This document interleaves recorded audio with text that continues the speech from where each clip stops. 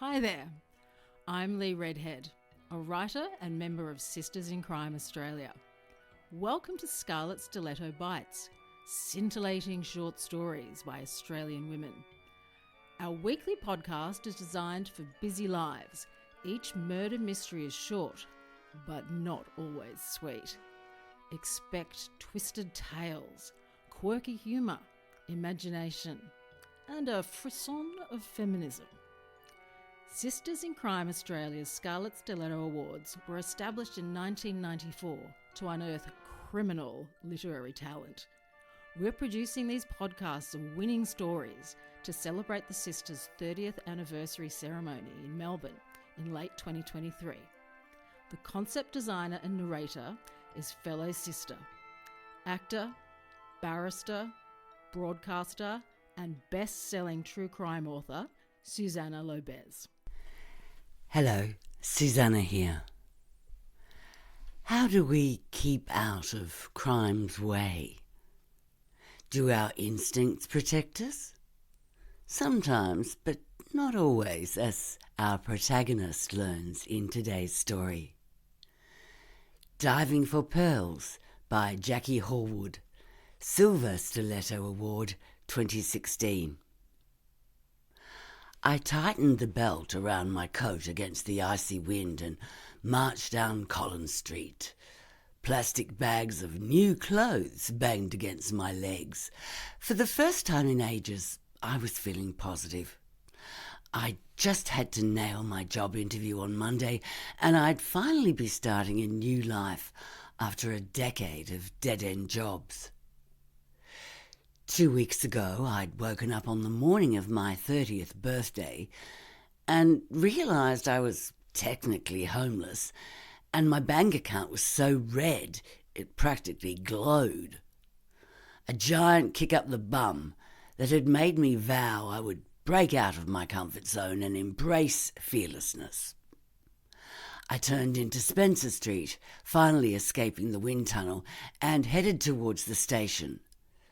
Above me, heavy grey clouds gathered to discuss their party plans. I burrowed my head into my collar and kept walking. A nearby door swung open and I caught a snippet of music and chatter. A small bar sat snugly between a 7-Eleven and an abandoned Thai massage shop. I couldn't remember ever seeing it before. I glanced through the window at the inviting burgundy walls and dark wood panelling. Maybe I could have a quick drink to celebrate my new beginnings. That was something a bold career woman would do. I walked through the door just as another person was heading in. The guy was tall and broad-shouldered. His dark hair curled over his ears and his cheeks needed a shave. He had a big black duffel bag slung over one shoulder. The guy gave me the once-over. I glared at him and let him walk ahead of me. The new arrival headed for the bar. He turned to me. "What can I get you?" I shook my head. I'm fine, thanks." "Come on, one drink," he said, and then he gave me a slow smile. "I don't bite." I bristled at the idea that he scared me and thrust out my chin. "Fine, I'll have a Chardonnay." "A pot and a Chardonnay," he said to the girl behind the bar. Drinks in hand, we sat at a nearby empty table. The guy pushed his bag under the seat with his foot. "Dale," he said. He smiled, that smile again. "Natalie," I replied, raising a glass. We took sips. I glanced down at the duffel bag covered with tags and nudged it with my foot. "You travelling?" I asked. He edged the bag further under his chair. "Yeah, just down from Sydney," he said. "Supposed to be meeting a mate here." "Oh, how long are you in Melbourne for?" "Couple of days, maybe. I'm just passing through." He took a sip of beer. "How about you, Natalie? What's your story?" I shrugged. "Oh, not much to tell. I'm sort of between jobs at the moment. How about you? What do you do?" This and that, bit of security, odd jobs. This and that, security, odd jobs. What was that supposed to mean? I lapsed into silence and sipped my wine. Dale checked his watch. My mate's meant to be coming now. He's late. He slugged the last of his beer. Want another one?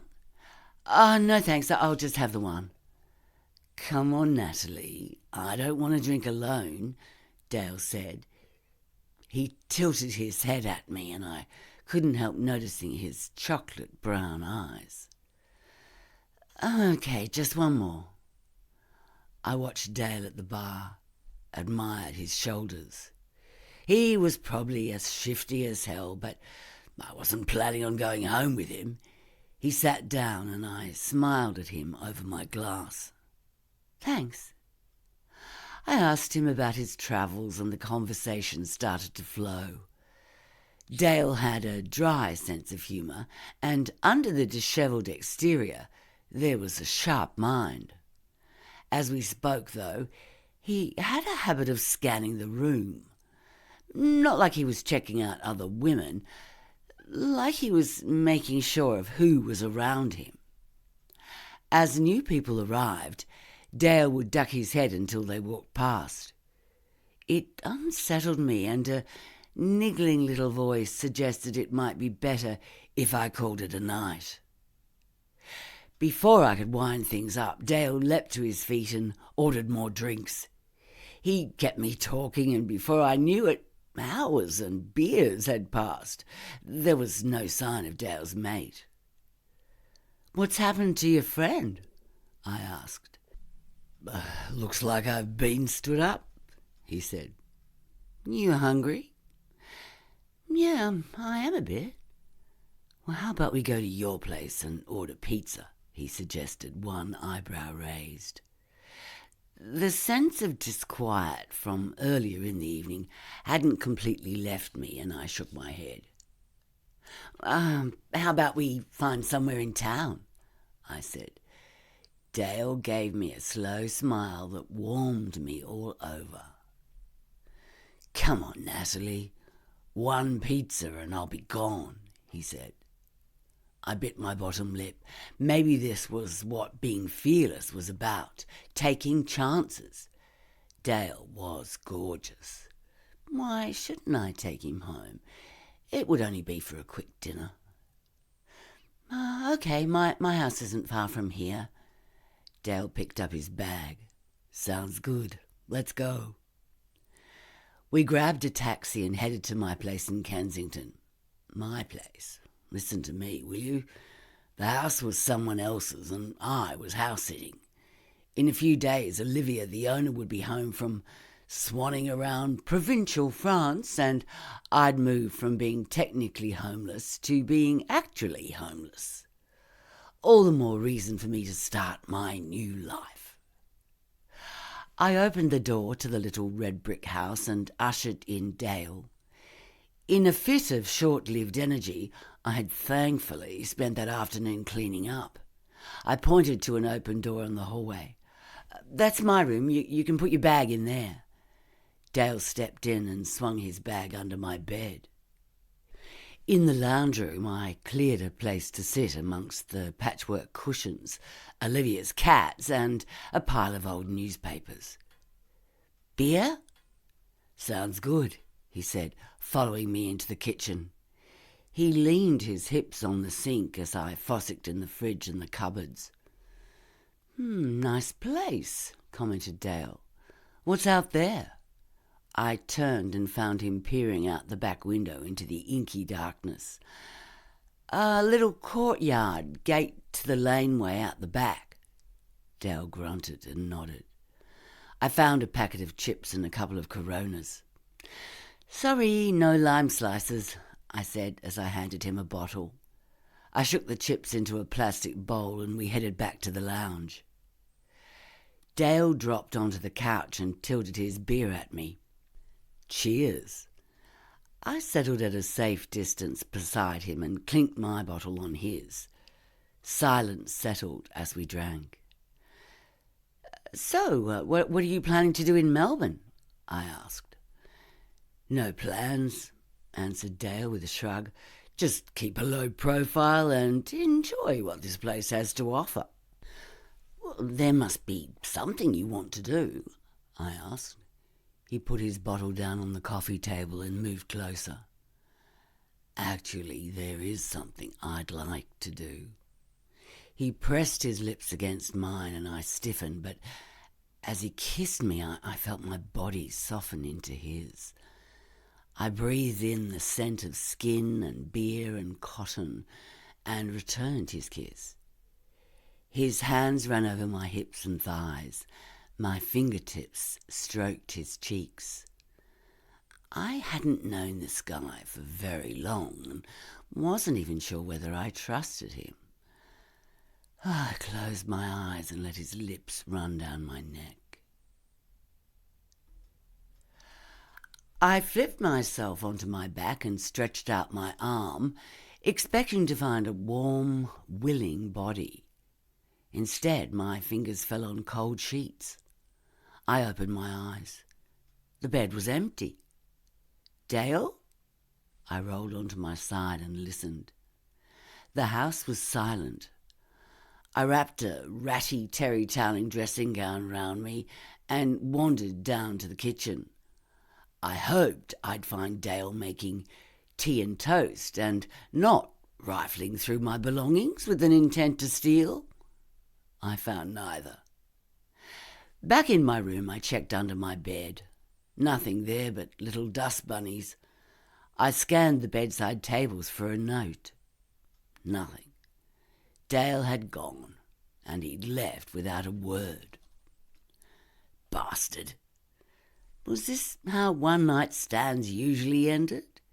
With abandonment? I could feel the creep of disappointment.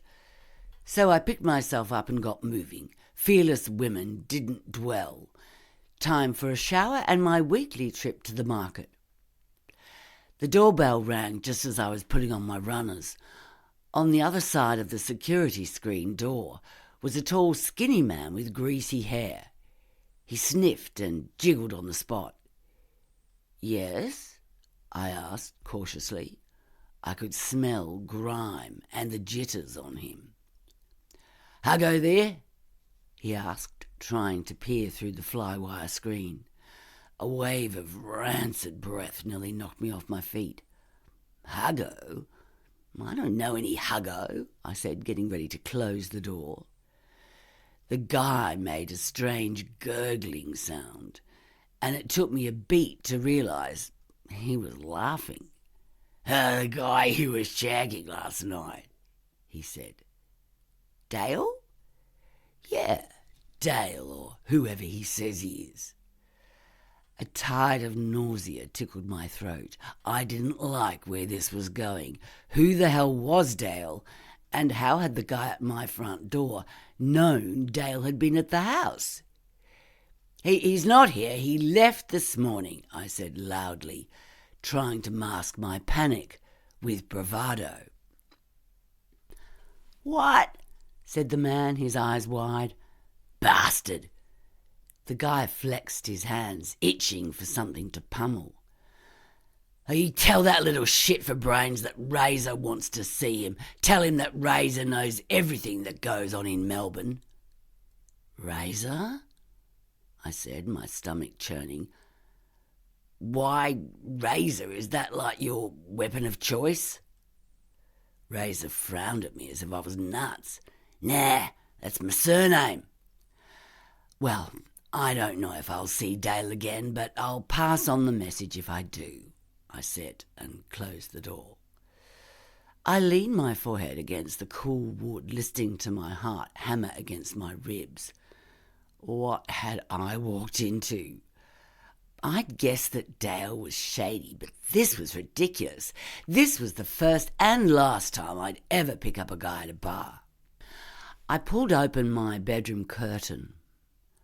Razor had crossed the road and jumped into a gleaming silver Cortina circa 1972. Razor may not have been into personal hygiene, but he certainly looked after his wheels. He sat in the front seat and crossed his arms. It looked as if he was settling in to wait for Dale. I contemplated calling the police, but wasn't sure if that would be asking for more unwanted attention. One thing was for sure, I had to get out of the house.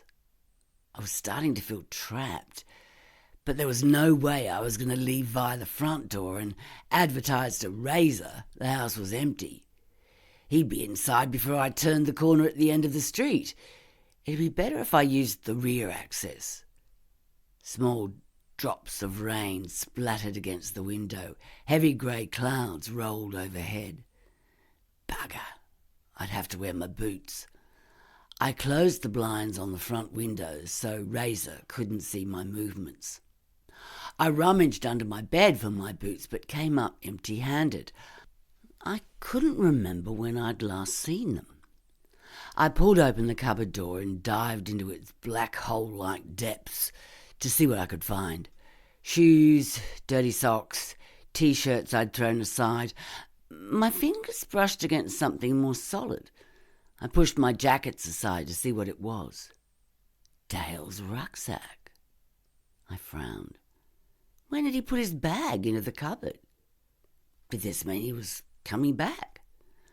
I pulled out the bag and dragged it into the middle of the bedroom. It was black and soiled like it had been on a million trips. His name tag was tied to one of the handles. I crouched down and flicked it over. Damien Hugginson. Great. I ran a finger up the zipper. What the hell was going on? Stuff him. I unzipped the bag and peered in. Shit, I fell back onto my bum. The bag was filled with smelly clothes and money. Bundles and bundles of money. I scrambled backwards on my hands and feet before standing and walking a couple of figure eights around the room. This explained why Razor was sitting outside the house. What was I going to do? I licked my lips and considered my options. In front of me was a bag of undoubtedly ill-gotten cash. Outside was one angry Crim, and somewhere nearby was Dale. My well-honed, risk-averse side argued that I should push the bag back into the cupboard and play dumb. Let Dale come back and retrieve it, and wave him goodbye. My new fearless side yelled at me, loudly. It told me the bag represented a new start, the opportunity to get out of Melbourne and try my luck elsewhere. This voice told me to take my chances. I stood rooted to the spot, immobilised by indecision and doubt. When I was little and showed any sign of timidity, my granny used to say, "You don't find pearls on the beach, love. You got to go dive for them." Apparently it was a Chinese proverb.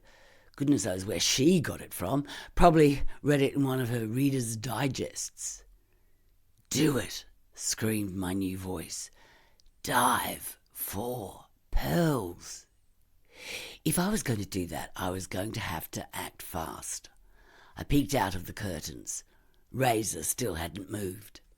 A newspaper was spread out over the Cortina's steering wheel. He wasn't going anywhere in a hurry. Right, how was I going to go about this? Bags. I needed bags. I scavenged in the cupboard for my backpack. Fortunately, I didn't have too many personal items to worry about. I threw all my clothes, shoes, books and toiletries into a bonfire pyre at the end of the bed. I considered the two bags and decided to swap them over. With shaking hands, I took the bundles of money out of Dale's bag and put them into my backpack. The bundles were mainly orange and yellow. There were thousands of dollars in my sweaty palms. I put a jacket and my purse and mobile phone on top of the stash, and the rest of my stuff went into the roomy confines of Dale's duffel bag, and his stuff was pushed into the nether regions of the cupboard. I did a quick tidy of the bedroom and made my bed. I emptied all of the dry cat food into one of the cat's dishes and filled the other with water. After a quick rummage through Olivia's desk, I found a pen and paper and scrawled a message claiming that the ill health of my mother had sent me home prematurely. One more scan of the house and I was out the back door and into the courtyard. I opened the back gate in a slow arc, poked my head out and looked right. The alleyway was quiet, the bluestone slick with rain and bordered by ruffles of autumn leaves. I stepped out and turned left. A blue Commodore was blocking the laneway. Its boot and driver's car door were open and the motor running. I shook my head. Place was full of idiots. I wriggled my shoulders, adjusting the weight of the backpack, and tightened my grip on Dale's duffel bag. The soft whisper of shoes across the bluestone stopped me, and I hesitated, the hairs on the back of my neck stiffening. Going somewhere? My heart froze. I turned to find Dale with a gun in his hand. The gun was levelled at me. I sucked in a mouthful of air and almost choked. I wanted to look for an escape route, but I was too scared to take my eyes off Dale. "Where have you been?" I asked, without really wanting to know the answer. "Out stealing a car," he said. "I can see what you've been up to." He moved towards me, his gun hand rock steady. His chocolate brown eyes now just looked as hard as flint, and the sexy smile was nowhere to be seen. My lower body turned to water, and I almost buckled over. "Who are you?" I said, stalling for time. I listened out for signs of other people. Surely there was someone nearby. The only person who could help me out of this was sitting in a silver Cortina in the next street. "Never you mind," said Dale. He flicked the gun towards the car and I flinched. "Throw the bag in the boot." I did as he ordered and then backed away. Hopefully he'd get in the car and drive off. "Where do you think you're going?" he said. "In the boot you go." My vision flashed black and red. This was no good. If I got in that boot, I was as good as dead. Behind me, the engine of the Commodore was still grumbling. My fearless little voice told me I had to take my chances or die in a car boot. I lunged at the open car door. My backpack was still clamped to my body, and I felt like a turtle as I sat down and ripped off the handbrake. Dale screamed my name as I floored the car and hurtled toward the end of the alley, the car boot flapping like a bird's wing before slamming shut. I could see Dale in the rearview mirror, running and trying to level his gun at the car. I wasn't interested in driving anywhere. I just wanted to hand Dale over to Razor. I turned left into Macaulay Road, narrowly missing oncoming traffic, and then turned left again into my street. I pulled up, leapt out of the car and ran towards the Cortina. "Razor!" I screamed. "Razor!" Razor looked up from the paper. He squinted through the front window, trying to work out who the hell was calling his name. I pointed behind me. "It's Huggo!" I yelled. "He's here!" Dale must have rounded the corner because Razor's face lit up. He threw aside the paper and started up the car engine. I stopped running and whizzed around. Dale recognised the car and scrambled to get into the Commodore. He was pulling a U-turn just as Razor screamed past me. The Commodore tore into Macaulay Road, with the Silver Streak in hot pursuit. I stumbled off the road and leaned against a fence, with my eyes closed for a moment. I waited until my legs stopped trembling. My forehead was damp with sweat. I couldn't believe what I'd just done. Was taking chances always going to be this hazardous? I had to get moving.